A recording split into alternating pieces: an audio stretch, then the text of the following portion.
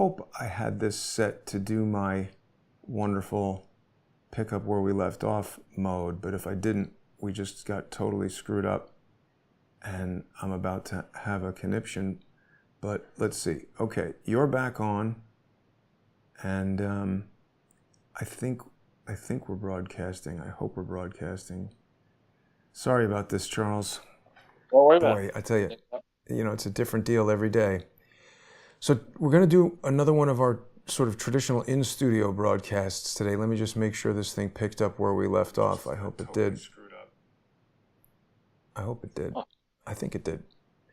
All right, we're in motion, so maybe we got over that hump. Good. Well, congratulations to the art department. You made the Three Stooges look presentable. Right. To think that in a state and city where there are fewer smart and accomplished people in the city and state than there were in the past pre-COVID. But to think that the best we can do as for mayor, governor, leading light, potential senator and potential presidential candidate, the best we can do is to have these three people have anything to do with governance in the midst of this pandemic or at any time. It's mind-boggling. And you've now been out of the city for a number of weeks.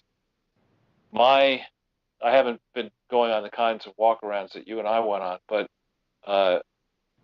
there was a story in Zero Hedge, I think, today that 92% of the restaurants in New York City couldn't pay rent in a recent period. I don't know if it was December or it must have been December. Maybe it was Q4. And you just see not only are restaurants out and stores out, but there's more and more garbage in the streets. There's more and more. I won't get into what kind of filth, but you can use your imagination. Filth all over the place, and not simply garbage that's bagged. Garbage that they leave the bags out, and then people come in and try to rip the bags apart, looking for returnable bottles and cans. And there's also a growing prevalence of people aggressively standing outside eating establishments, begging, not just begging, demanding money. And this is before we get into what may happen when people are actually evicted from their homes and restaurants and businesses for not having paid back rent. So we're really in a crunch point here in the city, and people like you with common sense have been able to leave, and other, that the kind of attachments to the city and state have been able to leave. I think we're going to see not merely a trickling out of the city. We're going to see a rush out of the city as we end this current school year shortly in May and June. Parents have to make decisions in advance what to do with their children. And there is really no good reason to keep your children in New York City at this point if you can get out of here. And I'll tell you, Charles, even the 8% of restaurants that could pay their rent at the House and maybe the Senate in 2022, it's a long road to get through a number of new flu seasons, and who knows what kind of variations are going to be on the flu, what other control games are going to try to undertake. We may have to weather a financial crash of some type, whether it's a credit crisis, a stock market crash, or both, or simply a crisis in confidence in the dollar. And between now and the ultimate resolution of that, I think we can fairly confidently count on the government leadership to be dumber than the Three Stooges on your poster. And I'm having trouble understanding why Democrats are so aggressively going after Andrew Cuomo, because they protected him in 2020 during the election, as did not to call the media Democrats, it's just you're repeating yourself. But why did the mainstream media refuse to cover the obvious facts that you highlighted and others highlighted beginning in March and April, that the New York State governor's plan and the city's plan for dealing with COVID made no sense? The statistics made no sense. The moves made no sense. The claims of victory made no sense. And all of a sudden now, in the last week or so, suddenly de Blasio, AOC, or she liked to be called when she was a bartender, Sandy, and others in New York State Democrats are they're going to take Cuomo out. which I'm all in for Huh. that. But who the replacement? Can we assume the replacement is going to be less economically literate, less power hungry than Cuomo? I think that's a safe assumption. Who You would know, I don't. replace Cuomo? Is there a deputy governor or something like that? I honestly think you could take a drunk stray dog and put it, you know, and say to that dog, if you bark once, the answer is yes. If you bark twice, the answer is no. And that drunk stray dog would do a better job than Cuomo, which might be a nice meme. Yeah. Well, actually, Charles, I've just thought of another possible replacement for Andrew Cuomo. Why bother with a stray And Aaron dog when we could have a talking horse? Wilbur. Yeah, I love that show. But Yeah. then They in used to put AOC, peanut butter on the horse's mouth. right. AOC is obviously on the program the Hillary Clinton program, where she gets the questions in advance. She has a guaranteed fawning audience. She has the opposite of suppression on Twitter and social media. Anything she says is pure genius. But you remember that she's been in this Twitter feud with Ted Cruz, Right. and uh, and Cruz attacked her over chasing jobs out of New York when she opposed the Amazon deal. Now she's returning fire over Cruz's bad set of decisions regarding the vacation and the way he's trying to handle it. But she decided that she would tweet something out saying that this disaster in Texas proves, or we wouldn't have had this disaster if we'd had a Green New Deal done well before now. And to say that she is, I'm sorry to pick on her, but she's just not ready. She's not ever going to be ready for prime time. This is somebody who's, uh, as far as I can tell, never took a legitimate economics course. Certainly doesn't understand how to balance the books, how to invest, anything about the private sector. And suddenly she's going to remake the most vibrant and largest piece of the American economy that had gone from doing all right under Obama to flourishing under Trump. She's going to, because she is qualified to mix and mean daiquiri, she's going to suddenly clamp down on the production of fossil fuels and insist we become dependent on windmills. I mean, at a time when Texas is crushed and Germany, another nation that went down the renewables path, is embarrassingly not telling people exactly what they're doing, but most likely is burning a lot more coal because they Huh. realize this wind power is just not reliable, But particularly Charles, when there's been somewhat of a back and forth here. I'm sorry, we've got a delay. I've put this whole broadcast into a new mode that'll hopefully prevent it from cutting out, but it's going to make a bit of a delay for us that I hope won't be challenging. There seems to be a back and forth where Fox News and certain people more conservatives are saying that the windmills caused it, and then factcheck.org and the Texas Tribune is saying no, frozen turbines weren't the main culprit. Do we understand what the crux of the issue is? I mean, in addition to the historic polar vortex and absolutely unexpected weather, I mean, this is a really debilitating, we're like at a now week you of cut no out. power in Texas. Have I? Now I can hear you. So the thing of it is in Texas, I'm told by friends who live in Texas, people familiar with Texas, it doesn't normally get as cold as it get anywhere near as cold as it is now. So the building stock, including uh, important power production facilities and other things, as well as residences and offices, is not has not been built to withstand protracted periods of this kind of cold. So that's the other issue. And then there is a portion in the Panhandle in Texas where there are high winds, and where, in theory, it could make sense to operate these windmills. But in practice, the boneheads who score whether or not this renewable energy makes any sense don't typically do the work over the full cycle of the operation of the different types of power. So in the case of windmills, they have a life, a useful life, and eventually those blades have to be recycled and or replaced, disposed of and replaced. And every time I've ever gotten involved in an energy project, what I always try to do is model our base case under an assumption that you have a typical boom bust cycle in energy. So if you go back in 2008, when energy prices in the US and Europe were very high, because, or 2007 really, all portions of the global economy seemed to be poised to go up to the stratosphere.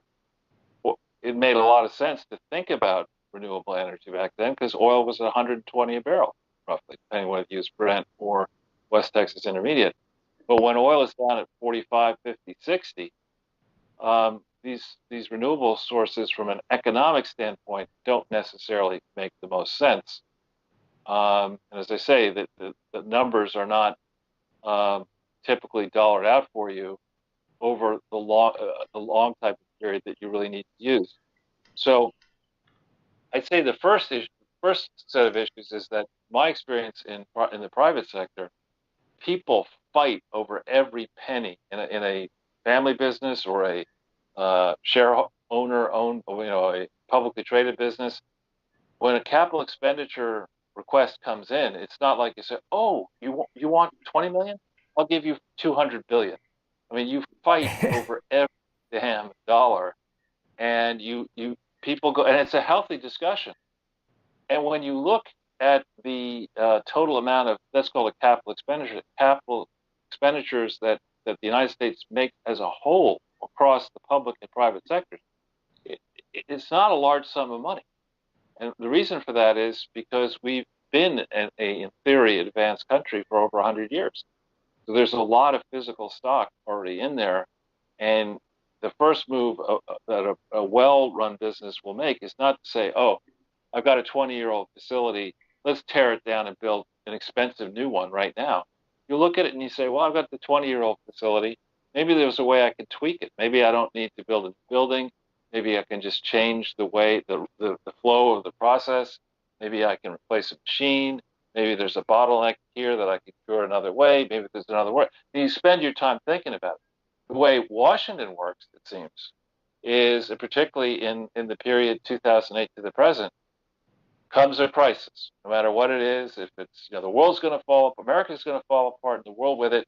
Give us shovel-ready jobs for President Obama, incoming President Obama, and he gets his shovel-ready jobs. But of course, there are no shovel-ready jobs. That was only 800 billion. And then let the Federal Reserve and other central banks inject whatever it was, 4 trillion, 6 trillion, which is a tremendous amount of money to suppress interest rates and keep the value of assets up high, which was just, I think, the wrong thing to do back then. But anyway, and now we're in a zone where a trillion is a rounding error. And all these different projects that come out, these are the pipe dreams of the Pied Piper of progressivism, AOC, and Weekend at Bernie, Weekend at Bernie's Three Mansions. Yeah. I mean, these are schemes that are no one can justify rigorously, that are rushed across the finish line, because if we don't adopt them, as you will hear in the next several days in the latest stimulus, if we don't do the 1.9 trillion, the world's going to fall apart. Then Chicken Little 2 is going to come 2 or 3 months later. We need another 3 trillion. And Wow. the truth is, I think, it's not that the private sector has failed in Texas. It's that the intersection of the private sector with government has failed the people of Texas. And a lot of these energy projects try to do in a state like Texas are not only do you have to contend with the local authorities and sometimes counties and regional authorities, but with the state and with not just simply the federal government, but different branches of the federal government, projects that should take a short period of time to get up and running, take forever to get across the line. Then you go, as we have gone, from a business-friendly environment to a virtual communist takeover of the country. You're sitting there as a big energy company, and you start to say, well, maybe the political risks in the U.S. are much higher to a 10 or 20 or 30-year project. Maybe we shouldn't look askance at Nigeria. And maybe the political risks in Nigeria are lower than they are in the United States. I'm just hypothetically saying. I mean, you could be right. It makes sense. Along the lines of what you were saying, Charles, we're experiencing exactly that somewhat right now. I mean, the notion of saying, hey, we've got inefficient legacy energy systems, rather than focusing on making them more efficient, to just throw away the baby with the bathwater and go to completely new systems like wind and solar. It's a little bit similar to what I'm doing here. And we see when I move the whole studio from New York to another place and try to recreate it, all kinds of problems get introduced versus integrating one new thing to incrementally improve. I mean, over the years that you and I have been doing shows, lots of things have been done to improve it there in New York. And when you change everything all at once, you're just inviting disaster. I agree. I agree. And so you go back into the history of New York, as I have done in the past, just out of personal interest. In the 50s, New York State was the manufacturing capital of America. I mean, Wow. it was, and it certainly is not today. The meddling, the bureaucracy, the corruption, the arrogance. We talk a lot about the four-box quadrant: high intelligence, high arrogance, low arrogance. And here you have it in Cuomo. Frankly, in the three stooges on your poster: high arrogance, low intelligence, and little common sense. Frankly, all three of them, little common sense. They're just power hungry uh, control freaks who really think Yeah. they are qualified to dictate to we who live here, as our public servants, uh, how we live our lives, and it's preposterous. Yeah. Well, I mean, certainly Cuomo has shut down all these restaurants and created an environment where only 8% of them can even pay their rent. And by the way, paying your rent is hardly a measure of success. I mean, I think if you were a restaurateur who had been in business for any amount of time and then endured the past year and go to all the work that you need to go to just to be able to pay the rent, what the hell is the point in that? You'd close the place and find something else to do. Exactly. I mean, the only people I think who are weathering this well are people who the restaurants, and I know the restaurants. People who've been in the restaurant business for decades and somehow managed to gear up the money to buy the building in which they were operating the restaurant. And then they either live above the restaurant or they rent stuff out above the restaurant.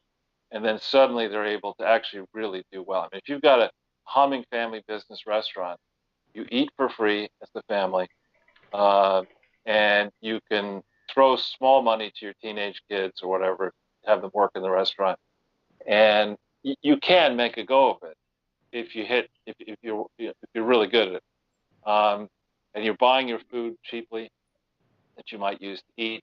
I'm not going to accuse these restaurants of skimming cash off the top because that would never happen. But you can do pretty well, actually, as some people have demonstrated in this city and in other cities. But when you're in an environment where behavior is now changed, where people are saying, do I really want to get out of my house and go to dinner, not knowing how long this is going to take, not knowing who's actually preparing my food, pay extra because everything's more expensive now in restaurants, and then have to worry about Yeah. getting home after dark? Maybe I get mugged, maybe I get harassed. Or am I just going to look at how much money I spend on restaurants, including alcohol, and say, no, wait a minute, if I decide to change behavior, I can control the quality of the food that I eat. I can do it for a lot Uh-oh. Charles? less money, an enormous amount of time. So I think you're seeing a change in behavior here. Yeah. No, I agree completely, and I've experienced it myself. I mean, for the whole entire time we've been in this pandemic, I've been maybe 5 times to a restaurant.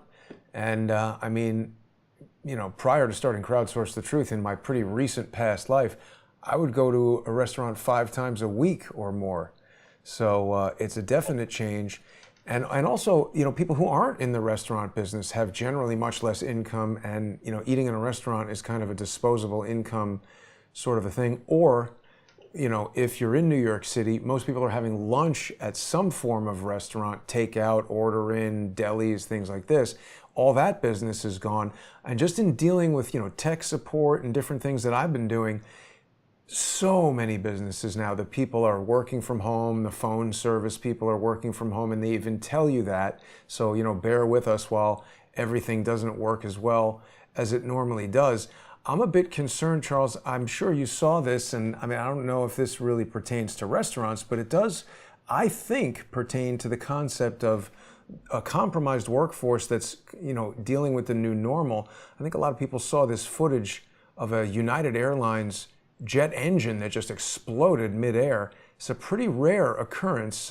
These jet engines are extremely reliable. It causes me to wonder if this is a result of some sort of modified maintenance schedule, maybe COVID new normal maintenance on the United Airlines engines, the planes being used less frequently. Who knows? Yeah, well, let's hope they're taking the same, and certainly there are fewer engine hours being run because the travel capacity in the airline industry is way off recent peak highs.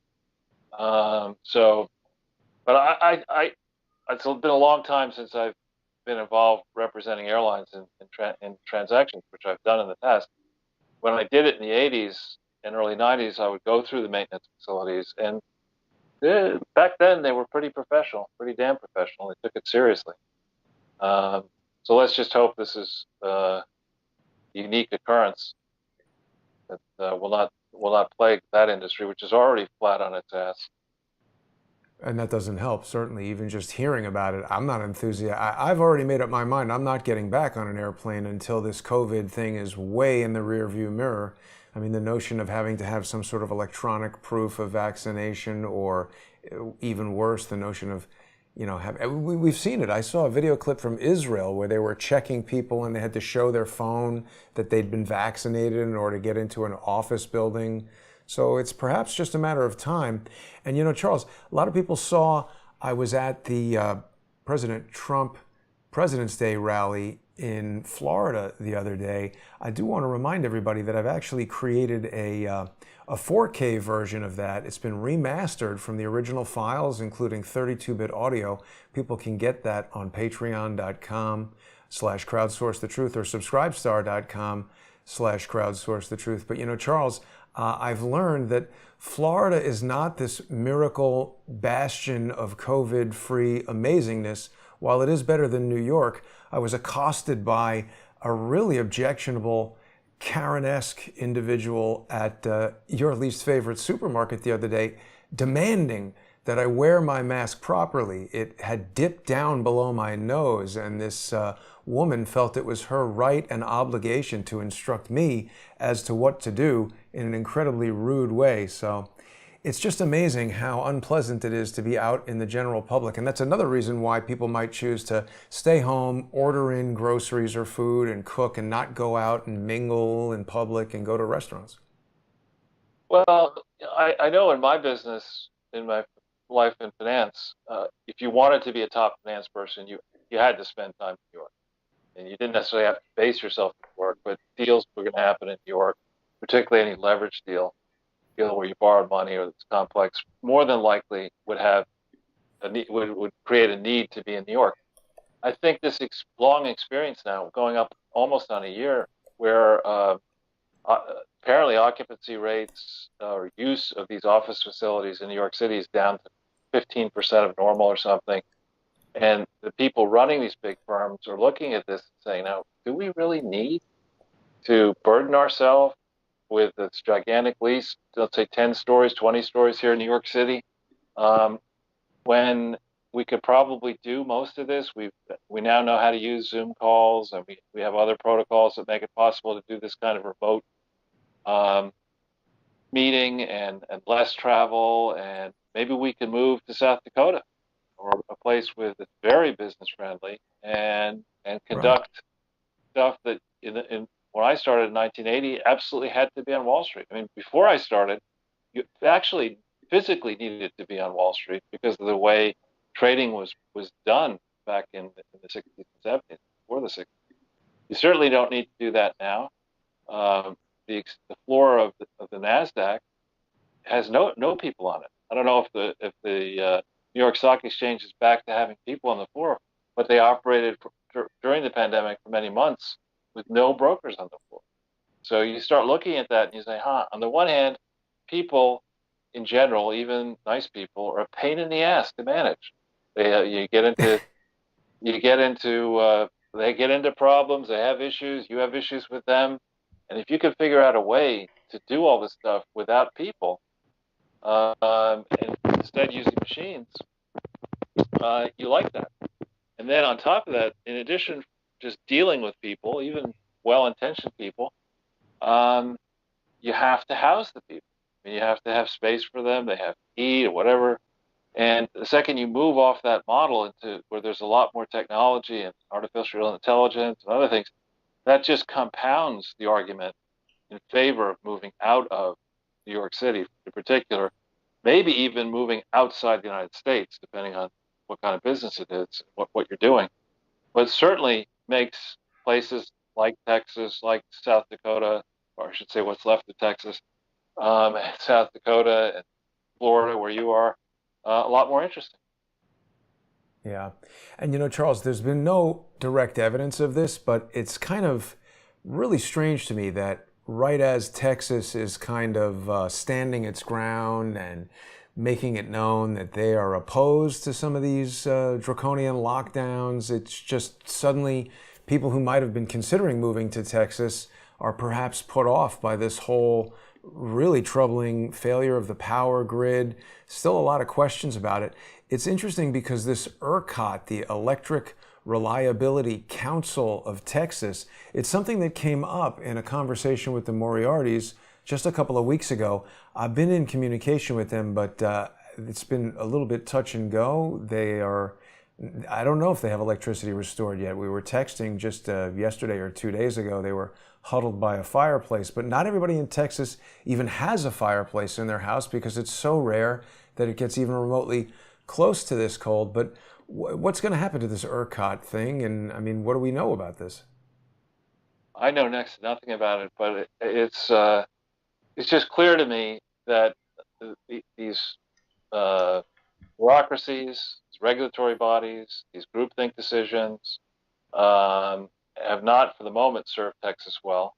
On top of the fact that people are only now coming out of a protracted period of having no heat, having no hot water, having no potable water that's safe to drink, um, they're about to get bills for the electricity that they may use that are going to be much, much higher than they expect. And I think it is the case. I haven't proven it. I mean, I haven't gone out and checked it, but people say that about 80% of all the people in America cannot put their hands on $500 in an emergency. Not credit card unused borrowing capacity, but $500 that you just have lying around. If that's the case, and if it applies to Texas, then the bills that are going to come here, I'm hearing stories about residential 1 month bills of $3,000, $4,000. Now, What? yeah, and whether in the For end electricity? yeah, whether in the end there isn't great pressure um, placed on the feds in any kind of bailout deal to say, oh, wait a minute, we can't bankrupt individuals who are now nearly frozen to death with these high bills. Let's figure out a way to have the bills paid by the federal government or something. And next is where a large group in college, maybe you did this, I know I did it. You go out to a restaurant under an assumption that somebody else is paying the bill, and people start running up big bills, and then it becomes apparent that you're going to split it. Right. And some people have the ability to split a portion of a large bill and others don't. That's the way Washington, D.C. is run right now. They go down there, lobbyists are picking up the bills for all these politicians, and discussions always begin when we talk about spending it. We're a rich country. Surely we can afford X, Y, and Z. We can do this. We can do that. Well, we're not a rich country. There's a small number of people who are very well off and may not be in debt. It may be living frugally or may not be living so frugally. But the large mass of America is a mess a year into this pandemic. There's too much debt on the Yeah. economy. There are uncertain options for people who currently have private sector jobs. There are too many public sector workers. They get too much in pay. Their pensions are too high. They're too arrogant. They don't view themselves as servants. Instead, they view themselves as rulers. And this is a major league problem.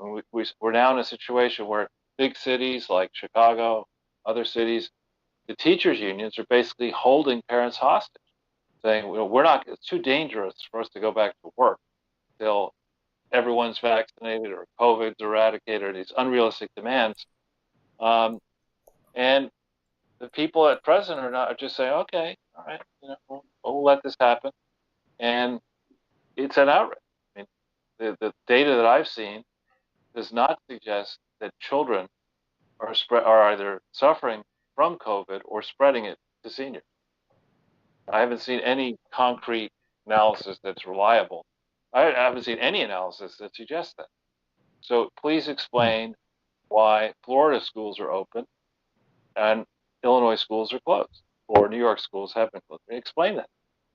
Please explain why um, cases of COVID per capita are very high in states that locked down and not so high in states that didn't lock down.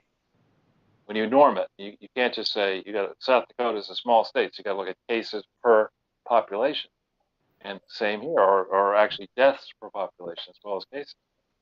So it's really I used to have confidence that when the people who had political ambition got the jobs they had, attracted staffs that were required to do the job, that they would really roll up their sleeves and try to do thoughtful work, not that was politically partisan, but that might benefit all of us. And they put aside party affiliation. That's not what's going on now. We're in a political war. We're in a cyber war, internal and external. Uh, the people like Ted Cruz get criticized for going Cancun. Joe Biden is going to the can, as far as I can tell him. He's not. He pulled a. He's just going to the can with an economist or a book on tape, you know. Well, I And was going to say, when I see him on TV, Charles, it looks like he hasn't been to the can in days. I think he might need some X-Lax or something. Here's Ted Cruz at the but airport. You know, Charles, this, whatever anybody wants to say about this, it demonstrates such poor judgment on Ted Cruz's part to make the decision to do this, even if he could or couldn't do anything while in Texas. It's frankly stupid. it's tin ear stuff. But I mean, let's remember that Biden is taking this entire weekend off. He's going to give a speech in theory on the 23rd on Tuesday, State of the Union, State of the Disunion. Um, Yeah. I doubt he's preparing it. Somebody else is writing it for him. And meanwhile, Kamala Harris is off in California for the week. And I do think we have pressing issues beyond simply the small one of uh, should we have a stimulus or not a stimulus. I mean, we've got uh, the unresolved question of how compromised are many people in government by the Chinese Communist Party. That's a big issue. We could talk about the Russian collusion delusion, but maybe they're doing it. We haven't figured it out. But the Chinese actually have infiltrated many universities, many think tanks, many cultural societies. They certainly nobody will contest that the Chinese have stolen mass hundreds of billions of dollars per year of intellectual property. They're more aggressive militarily. And whatever questions we may have, legitimate questions we may have had about the Trump family in 15, 16 and their potential ties to Russia, there is no question that the Biden family is, I mean, the Biden family is certainly in Hunter Biden compromised by the Chinese Communist Party.